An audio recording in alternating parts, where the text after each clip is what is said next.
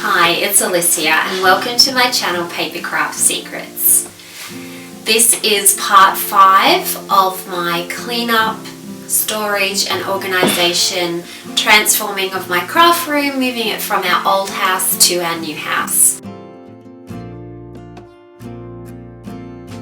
So this was the time when I almost gave up. Do you ever do this? I do this when I'm doing a really big project. I get to about 3/4 of the way done and then I feel like I can't do any more and I want to give up. Well, that's what happened to me with my craft room. I felt like it would never get finished. So as you're watching the video, you'll see me go through the process of feeling like it will never get finished. But the good news is that it actually did get finished. I won't give it away. Let's watch the video and I'll have a chat to you at the end.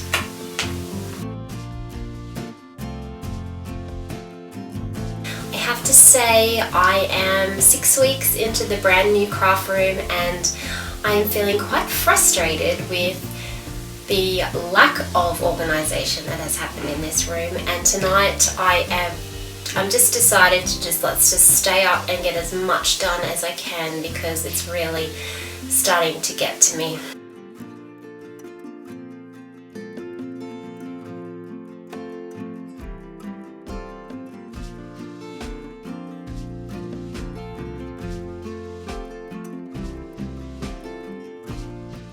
This is the cheesecloth that I use on all of my cards. It is from Spotlight, Semco Butter Muslin. It's not that expensive. I can't really remember how much it is, but this is the one you need to get if you want to put cheesecloth on your cards because it pulls apart really nicely and easily.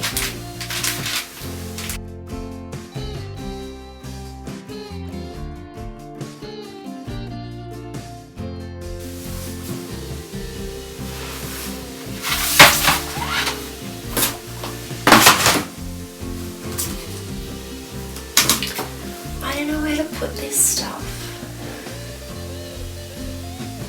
I'm struggling a little bit with this cupboard. I've changed the way I'm using it because these are new. I didn't have these in it last time.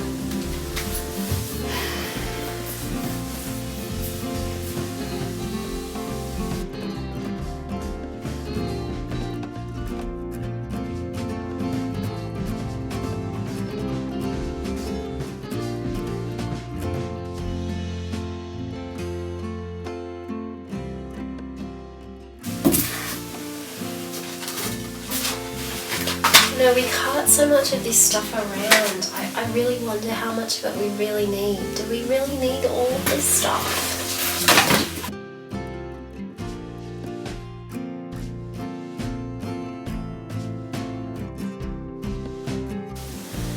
Well, that's one box. Goodbye. Box. Goodbye. I find these IKEA storage boxes really useful. So they're a good size to store things in. I'm just going to use this one to store all of these, you know, like gesso and glycerine and texture paste and raw gesso and cleaner and acrylic medium matte in there. I'm going to make this box full of my adhesives. I have this adhesive you can use when you're using a die. Actually, that should go in my die cutting station. I've got some of this red tape, some Express IT. This is the only double-sided tape I use. If I'm going to use double-sided tape, I prefer Express IT brand because it will last the longest. Some tapes I have found start to fall off after 3 years, and I don't like that. I want my layouts to stay together, my cards. So this is going to be my adhesive box.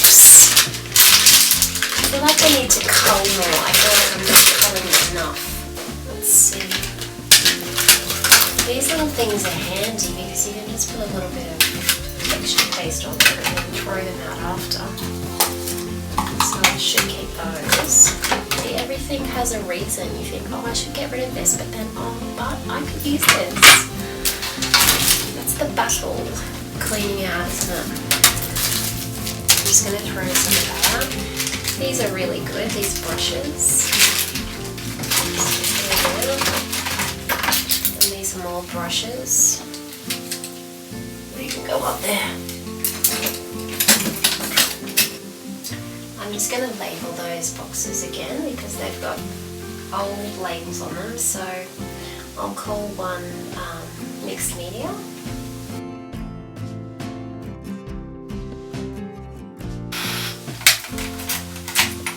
And I'll call one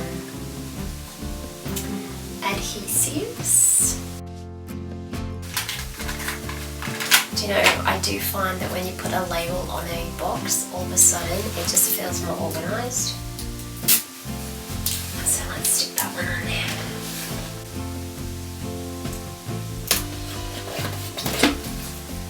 Adhesives and mixed media. See, look, I'm organised now.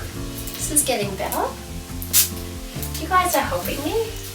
See how organised that looks, just with the label? Makes a huge difference.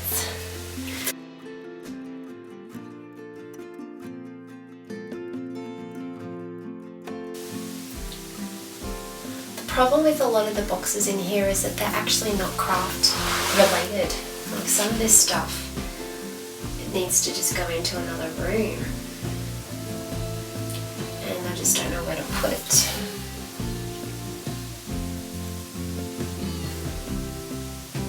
Alright, I'm going to take you over to my paper collection because I've got a lot of new stampery and papers that needs to be packed in.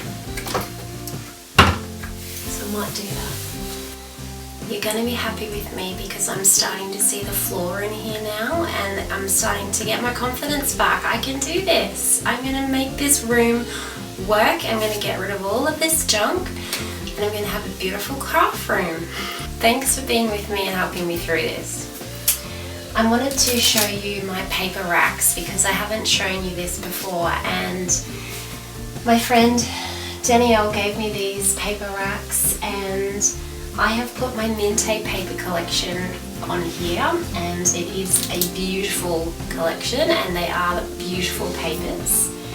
And I also have a couple of other different collections in here. I've got some Cocoa Vanilla, and I've got a little bit of Echo Park and a little bit of Uniquely Creative, and I think that's it. All the rest is Mintay.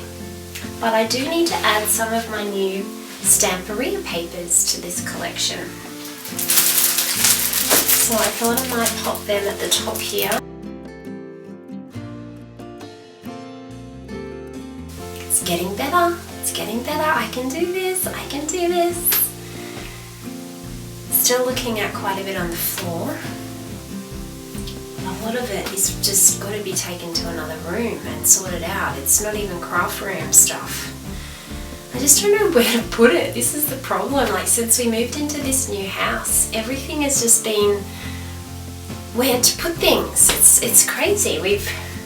I didn't think it would be so hard. I don't know why it is so hard. Even though I had to cut that video short because my littlest boy kept waking up, and I had to end up going to him and giving up on the craft room that night. The good news is that the next day I actually bought a shelf to put out there in my tutoring room, and I got all of the boxes off the floor because so many things in the craft room weren't even craft room items. That was just because this was the last room in the house to be unpacked that everything had found its way in here. So I managed to clear the whole floor, fill up an entire bookcase out there full of books and tutoring supplies, and just to get the floor clean was just amazing. I felt so good. I feel so much better about the house now that the final boxes are unpacked and everything has a place. And yes, there are things in the craft room that I still need to organise, and I will continue with my organisation videos. I can actually craft again now and enjoy being in the new craft room.